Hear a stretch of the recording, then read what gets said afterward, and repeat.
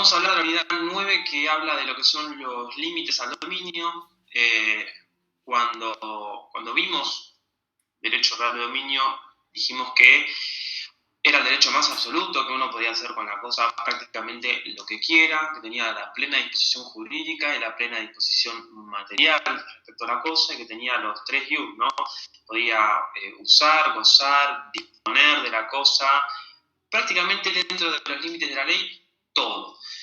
Estuvimos hablando también de la teoría del abuso del derecho, que fue incorporada por la ley 17.711, que básicamente lo que nos dice es que yo en el ejercicio legítimo del derecho propio no puedo, digamos, lesionar o menoscabar el derecho de un tercero.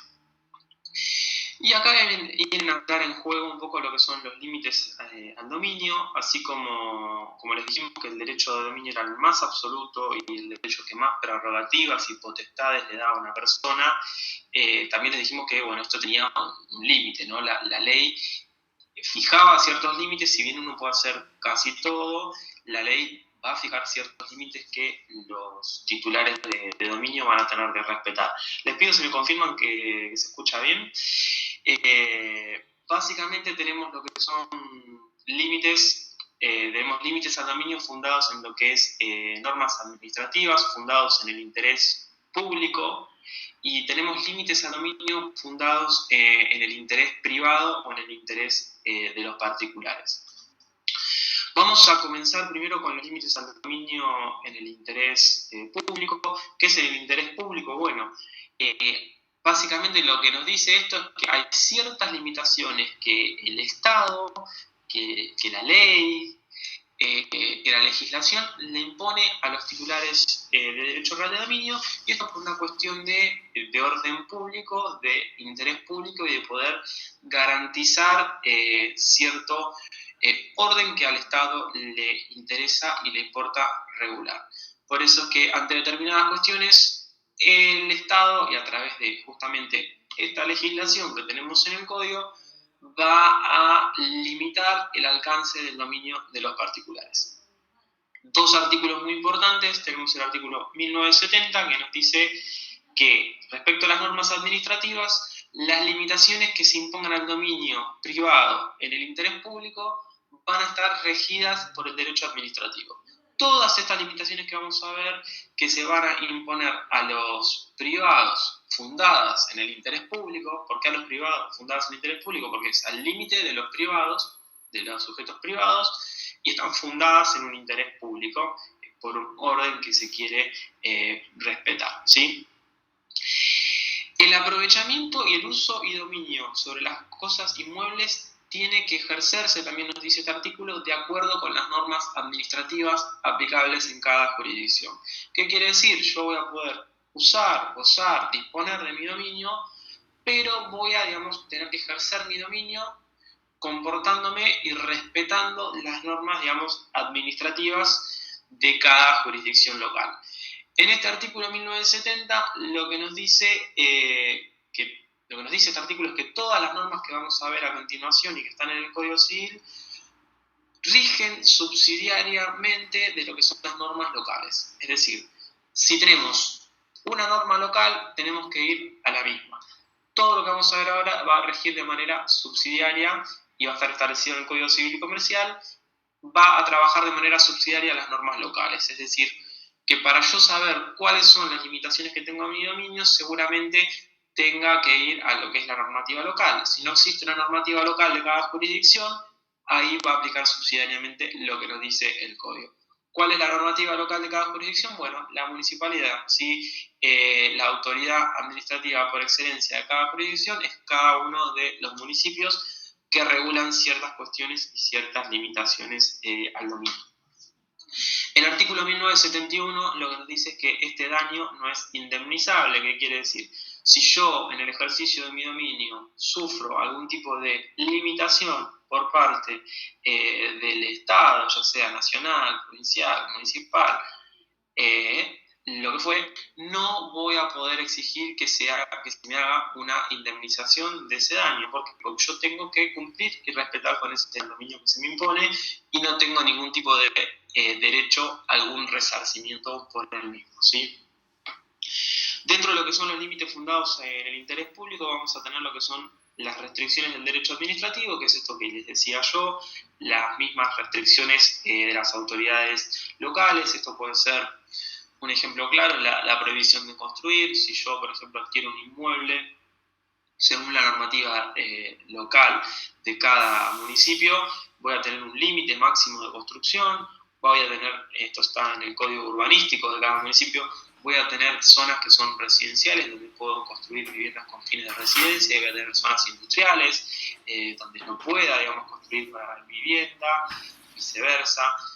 Bueno, todas estas normativas que están en los códigos urbanísticos locales son limitaciones al dominio. Recuerden que habíamos hablado de la extensión del dominio, que era hacia el espacio aéreo también, pero bueno, esto ya tiene un límite, es decir, yo no puedo, si tengo un inmueble, construir un edificio de 150 pisos, porque seguramente lo que es la autoridad local defina una altura máxima de construcción distinta. Y esto, como les digo, no es indemnizable. Yo, si en un municipio tengo autorizado a construir un máximo de 8 pisos, no puedo hacer un edificio de 20. Y si lo hago, obviamente voy a tener que responder por las consecuencias jurídicas de ello. Además de estos límites impuestos en la normativa local del derecho administrativo, tenemos lo que son los límites del Código Aeronáutico.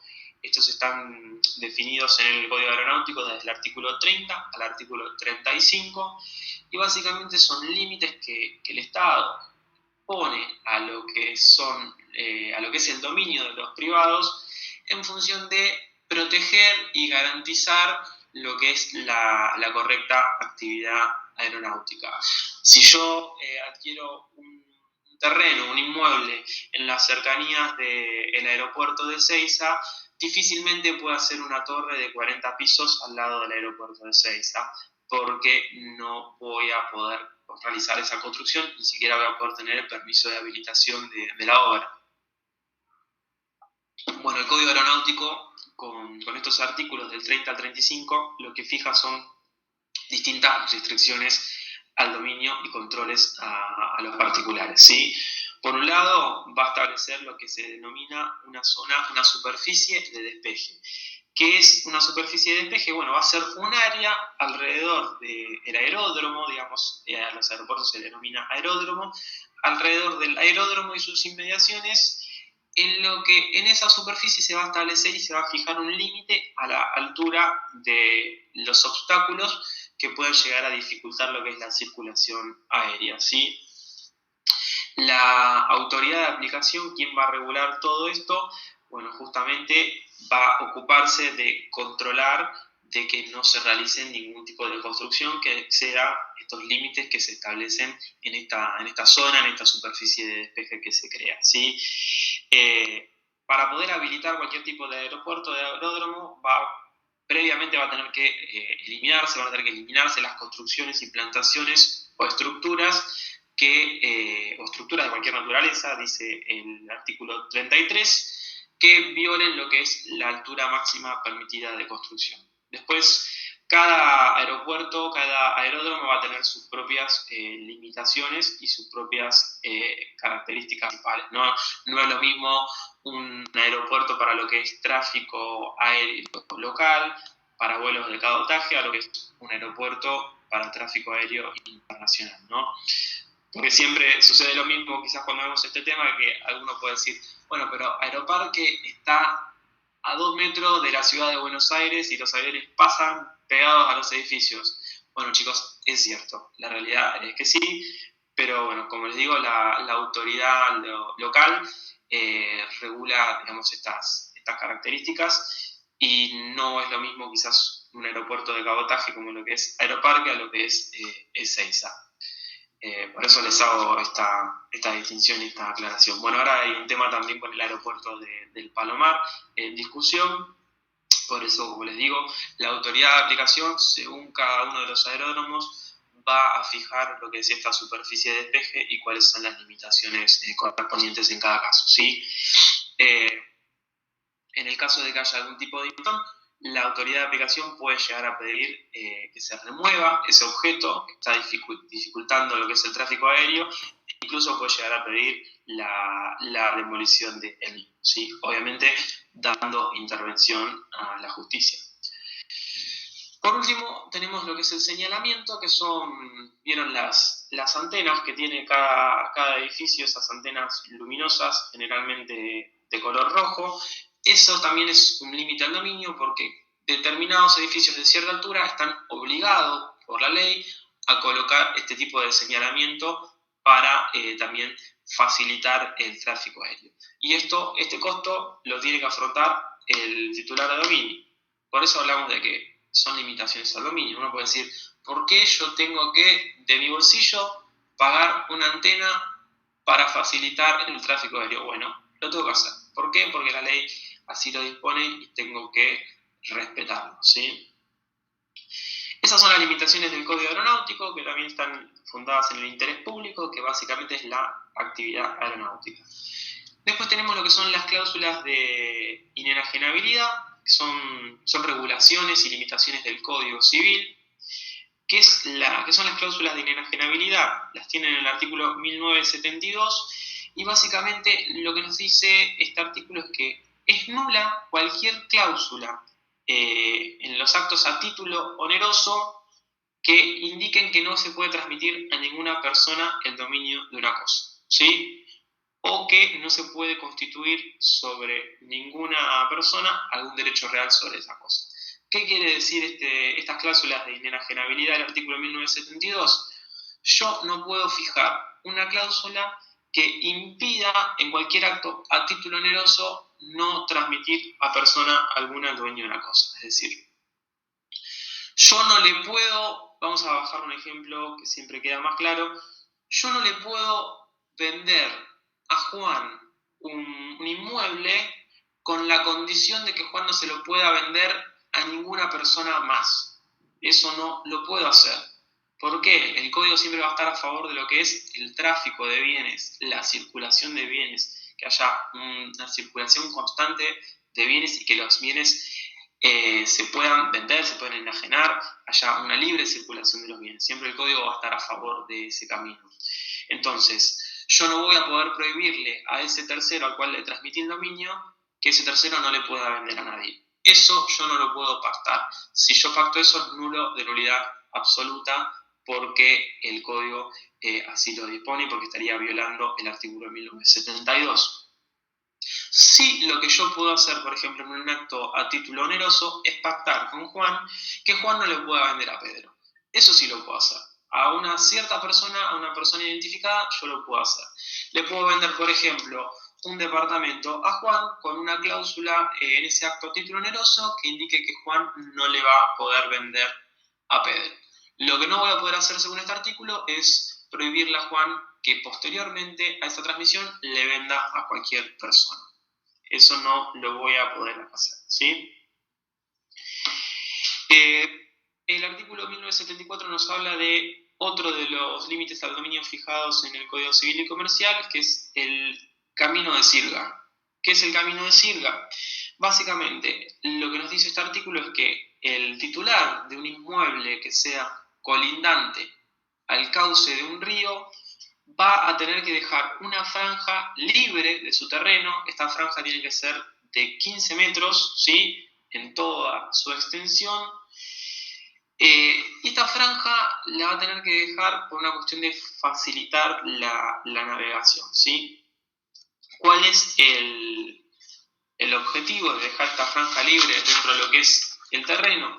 Si yo tengo un inmueble que es colindante al cauce de un río y alguna navegación, alguna embarcación está navegando por ese río y tiene algún desperfecto, algún problema técnico y tiene que reposar la misma sobre la tierra, la idea es que lo pueda hacer para poder prestar la asistencia y colaboración. Por eso es que cualquier titular de un inmueble que esté lindero al cauce de un río va a tener que dejar esa franja de 15 metros desde el cauce del río hasta donde empiece la construcción para poder facilitar que si alguna embarcación necesita reposar sobre la tierra, lo pueda hacer en el caso que necesite auxilio o tenga algún desperfecto técnico, ¿sí?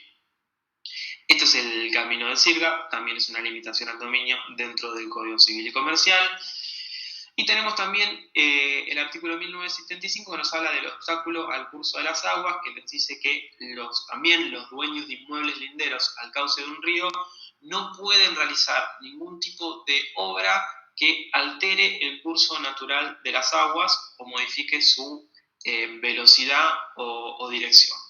A menos que sea una obra meramente defensiva, que quiere decir esto, que sea una obra para impedir que el avance de las aguas destruya o lo pueda perjudicar en su derecho, ¿sí? Pero si no es el caso, no puede realizar ningún tipo de construcción que modifique, altere o pueda llegar a afectar al cauce de un río. Si esto sucede, es obligatorio y se va a intimar a la remoción y a volver a la cosa a su estado anterior, ¿sí? Más por supuesto la indemnización por daños que va a tener que afrontar quien no responda y no cumpla este artículo. Bueno, ahí tenemos el camino de sirga, el obstáculo del curso de las aguas, y tenemos lo que son, estoy viendo si me estoy olvidando alguna, fundadas en el interés privado. Bueno, y después tenemos obviamente lo que es los límites al dominio en el ejercicio, digamos, individual de las cosas, ¿no? En el ejercicio de un derecho, esto lo estuvimos viendo. El nuevo Código Civil y Comercial tiene una posición mucho menos individualista que el Código de Vélez-Sarsfield. El Código de Vélez-Sarsfield tenía una posición bastante individualista en el sentido de que uno con la cosa podía hacer lo que quiera, hasta incluso destruirla, degradarla, por más que esto pudiera llegar a perjudicar a un tercero. Bueno, el límite en el ejercicio de los derechos individuales lo que viene a decirnos es que, bueno, yo en el ejercicio de mi derecho individual no puedo afectar o vulnerar el derecho, digamos, de un tercero, ¿no? Si esto ocurriese, bueno, obviamente va a haber una limitación en mi ejercicio del derecho real de dominio, ¿sí? Esto por toda la cuestión que trae el Código Nuevo Civil y Comercial, de lo que son los derechos de incidencia colectiva, los derechos de respeto a la fauna, a la flora, a la biodiversidad y un montón de cuestiones que no estaban en el Código de Vélez contempladas. Esos son los límites fundados en el interés público, límites al derecho de los privados fundados en el interés público, y vamos a hablar ahora un poquito de lo que son los límites en el interés privado. Se les dice fundados en razón de vecindad o en el interés recíproco de los vecinos.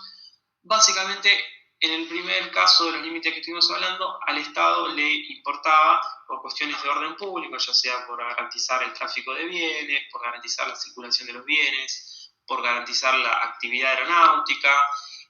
Al Estado le interesaba limitar ciertos puntos del dominio de los particulares.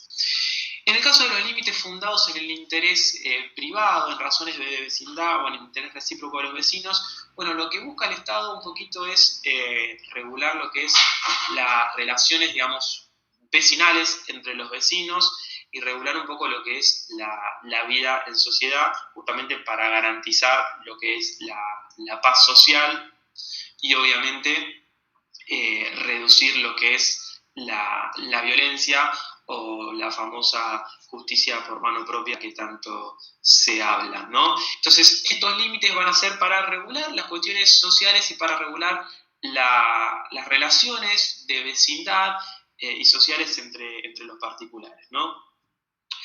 Uno de esos límites son las inmisiones, las tienen en el artículo 1973, ¿qué es una inmisión, como se le llama en el código? Bueno, las inmisiones son molestias que pueden ser ocasionadas por el humo, el calor, los olores, la luminosidad, los ruidos, las vibraciones o cualquier otro tipo de similar.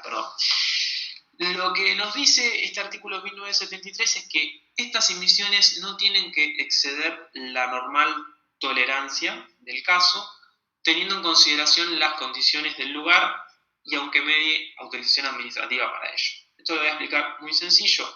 ¿Qué es la normal tolerancia? Bueno, la normal tolerancia es un concepto subjetivo, ¿no? Yo puedo tener una normal tolerancia y otra persona puede tener una normal tolerancia distinta a la que pueda llegar a tener yo. Por eso hablamos de algo que es subjetivo y va a quedar a lo que es limitado a la cuestión probatoria por parte del juez. Pero básicamente una inhibición es cualquier molestia que yo le pueda ocasionar en el ejercicio de mis facultades, de mi derecho, a un tercero, a un vecino, que puede ser el ruido, la música a todo volumen, las vibraciones por una maquinaria que tenga en mi domicilio que moleste al vecino, las luces, el humo, cualquier tipo de olor. Bueno, son todas molestias que le voy a ocasionar en mi ejercicio de mi derecho a un tercero, y lo que nos dice el código es que estas no tienen que exceder la normal tolerancia. ¿Qué puede ser un ejemplo de normal tolerancia? Bueno, no es lo mismo estar escuchando música a todo volumen en mi departamento un lunes a las 4 de la mañana que hacerlo un viernes a las 11 de la noche. Imagínense. Esto, igual como les digo, es algo muy subjetivo que tiene extensas discusiones y que generalmente a través de informes, peritos, testigos y todo lo que es la cuestión probatoria va a quedar en consideración de lo que es el juez y a cargo del juez, ¿sí? El juez, cuando se inicia la emisión, va a poder solicitar lo que es la remoción de la causa de la molestia, remover aquello que está provocando la emisión, si es posible, va a poder pedir la cesación de la emisión o la indemnización correspondiente por los daños y perjuicios, ¿sí? Otro de los límites fundados en el interés privado es la recepción de aguas, arenas y piedras. Esto es el artículo 1976, que dice que uno está obligado a recibir el agua, la arena y las piedras que se desplazan desde otro fundo, es decir, desde otra propiedad, siempre y cuando no hayan sido degradadas ni haya habido interferencia del hombre en su desplazamiento. Básicamente esto, chicos, es... vamos a estar obligados a que en mi fundo, en mi inmueble, en mi terreno, recibir el agua que corra, el agua, la arena y las piedras que corra por la misma, por la misma agua pluvial de las lluvias. No puedo no recibirlo. Voy a estar obligado a recibir ese agua, esa arena y esas piedras. Siempre y cuando no haya habido intervención del hombre. ¿Qué quiere decir? Si mi vecino de al lado diseñó una canaleta para que toda el agua de la lluvia a propósito caiga sobre mi terreno, bueno, obviamente no vamos a estar en lo que nos indica este artículo, sino que eso no va a corresponder. Siempre se habla del agua, la arena y las piedras que por el cauce, digamos, natural, se depositen sobre mi terreno. Otro límite al dominio fundado en el interés privado es la instalación provisoria y paso de personas que trabajan en una obra. Si mi vecino de al lado está realizando una obra en construcción y para poder terminar el trabajo necesita pasar a mi terreno para trabajar del otro lado de la pared medianera, yo estoy obligado por el artículo 1977 a dejar pasar a los obreros que necesiten realizar ese trabajo. Estoy obligado a dejar pasar a las personas que necesiten hacer algún tipo de instalación provisoria o que necesiten terminar alguna obra, que estén trabajando en el inmueble de mi vecino. No puedo negarles el paso porque es una obligación, una exigencia que nos da el Código Civil y Comercial. Obviamente, si esas personas que ingresan a mi domicilio me llegan a provocar algún daño, bueno, va a tener, mejor dicho, que responder por los daños y perjuicios, ya sea el arquitecto, aquella persona que esté dirigiendo la obra y, por supuesto, mi vecino que contrató a esas personas para realizar el trabajo. Por eso, generalmente, es importante lo que es la contratación de un seguro de responsabilidad civil.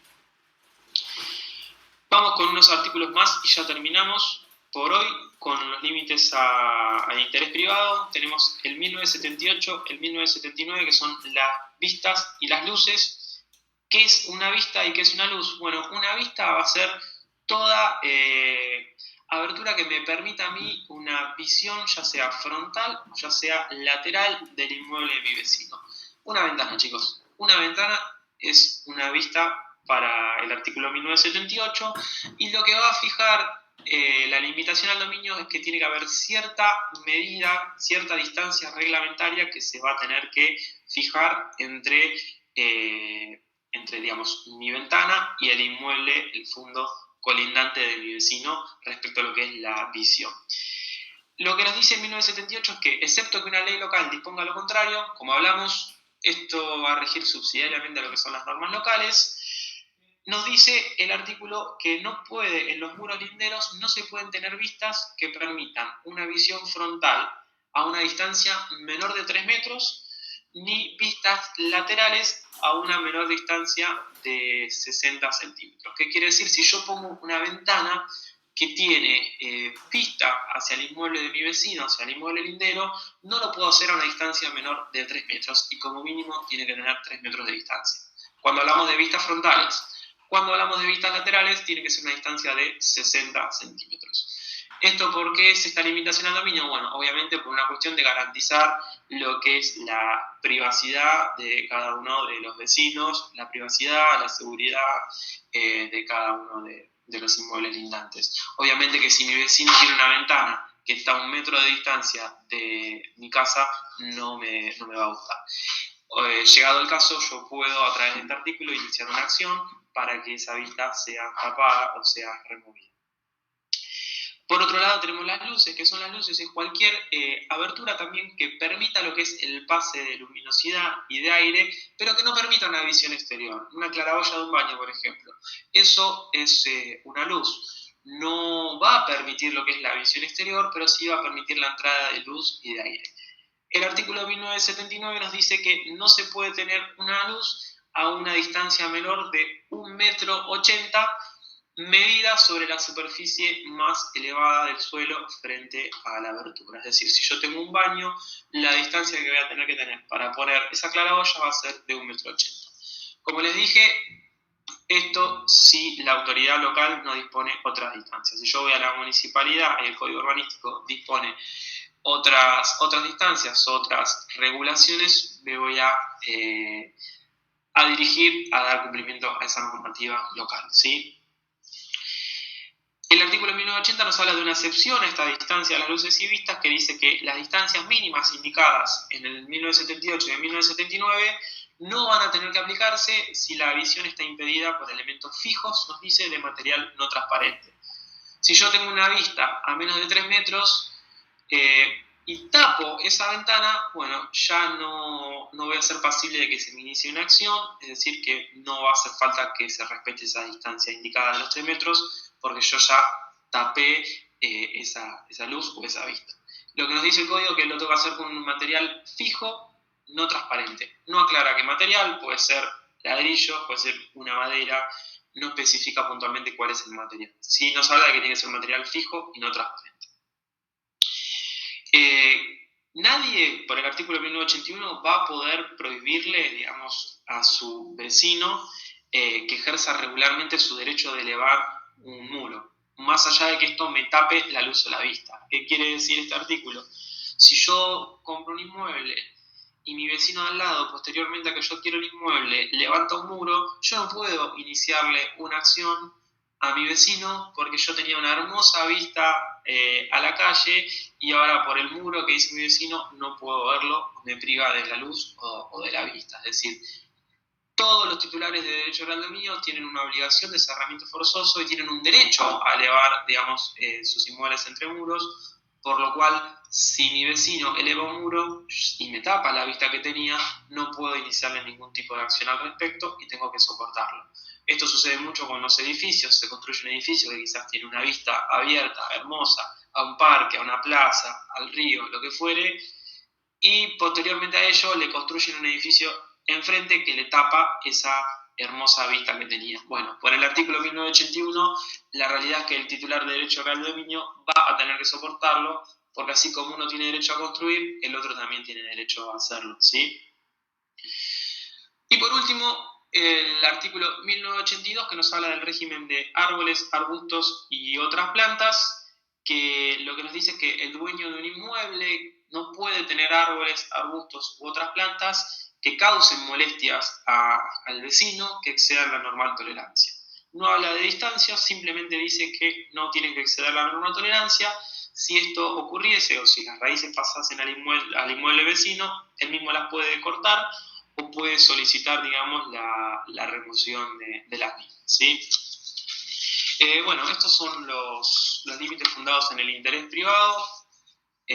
Recuerden, tenemos límites a los particulares fundados en el interés público y tenemos los fundados en el interés privado.